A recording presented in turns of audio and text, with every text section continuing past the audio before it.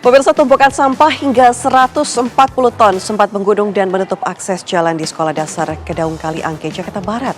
Pembersihan masif baru dilakukan setelah kondisi ini mencuri perhatian dan ramai di media sosial. Bagaimana fenomena viral dulu baru diangkut terus ini bisa terus berulang. Berikut informasi reporter TV One Faisal Ridaldi dan juru kamera Ahmad Zainal.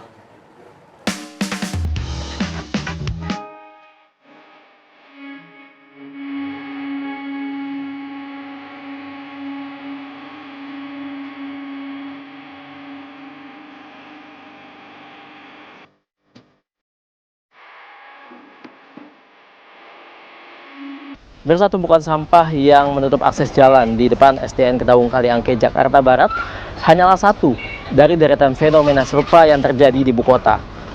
Mulai dari tumpukan sampah di TPS Cakung Barat, kemudian Kali Gendong Penjaringan, hingga di pesisir Jakarta Utara.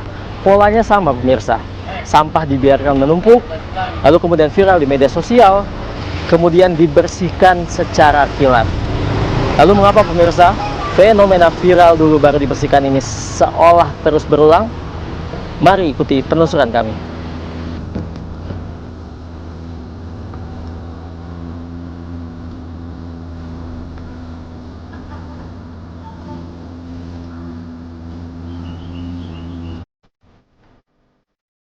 Selama 3 bulan, sampah menumpuk di kawasan Sekolah Dasar Kedaung Kali Angke, Jakarta Barat. Setelah ramai pemberitaan, pembersihan gunungan sampah dilakukan secara masif. Alat berat dan lebih dari 20 truk dikerahkan untuk mengangkut sampah yang mencapai 140 ton. Para petugas bekerja hingga dini hari demi memastikan akses jalan depan sekolah kembali bersih dan dapat dilalui.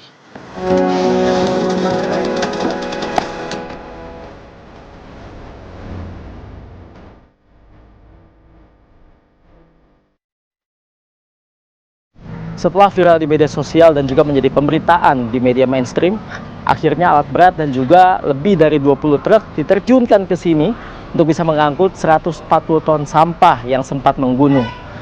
Angka 140 ton memang tidak sedikit, pemirsa, apalagi untuk tumpukan sampah yang menumpuk di dekat fasilitas pendidikan. Dan memang saat ini sudah terlihat bersih. Langkah masif yang dilakukan oleh petugas ini juga patut diapresiasi. Tapi apakah harus viral dulu baru dieksekusi?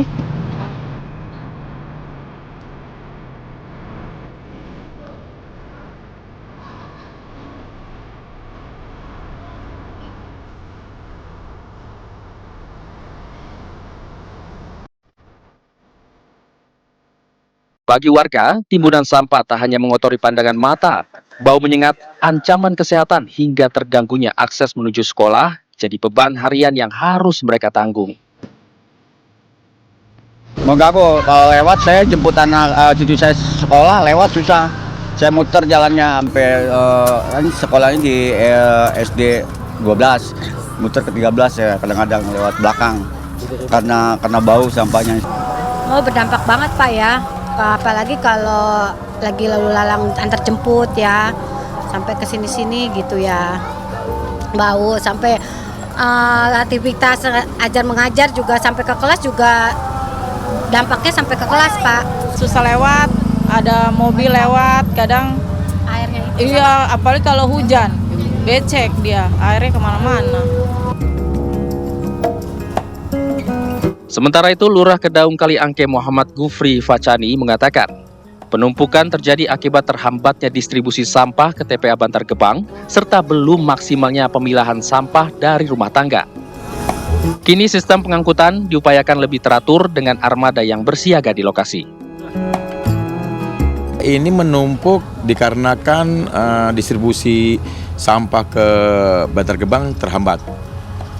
Kemudian sampah dari masyarakat pun masih tercampur, artinya masih banyak dari masyarakat, sehingga kami 3 bulan kebelakang ini sudah sosialisasi kepada warga untuk pemilahan sampah dari rumah. Petugas sampah gerobak itu nanti akan membuang sampahnya langsung ke truk.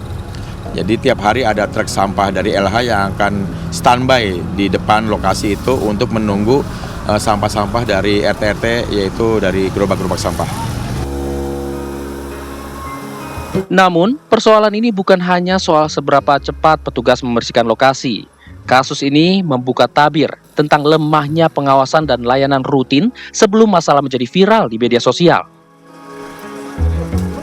Kota ini itu mengusung konsep smart city. Ya, smart city itu artinya adalah kota yang pintar, yang melibatkan digitalisasi dalam melakukan layanan publik.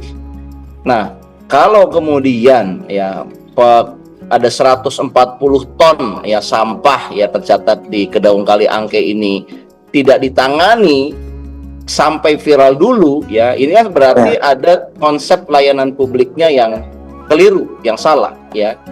Nah ini satu hal yang sangat kita sayangkan, dan ini harusnya tidak seperti ini ya, pengelolaan layanan publik di kota dengan APBN terbesar dan juga kota yang mengusung konsep smart city.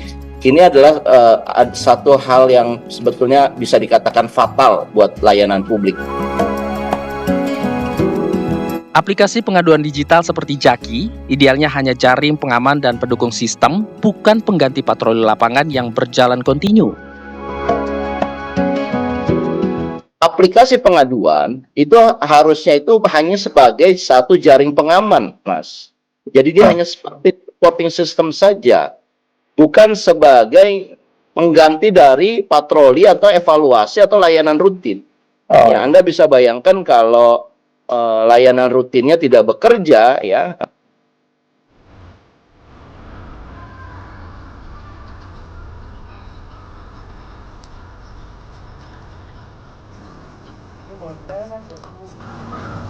Pengelolaan kebersihan kota tak bisa terus-terusan bergantung pada tekanan warganet. Kesadaran warga memilah sampah dari rumah harus sejalan dengan konsistensi petugas dalam menjalankan fungsi pengawasan dan pengangkutan proaktif. Menjaga kebersihan kota bukanlah tugas satu pihak saja, dan tak seharusnya bersandar pada viralitas di media sosial. Sinergi ini sangat dibutuhkan. Warga harus sadar untuk tidak membuang sampah sembarangan, sementara Pemprov dan juga Pemkot harus tetap konsisten untuk menjalankan fungsi pengawasan dan pengangkutan secara proaktif. Sebab lingkungan bersih adalah hak setiap warga yang harus kita jaga bersama. Dari Jakarta, Faisal Rinaldi, Ahmad Zainal, TV One mengabarkan.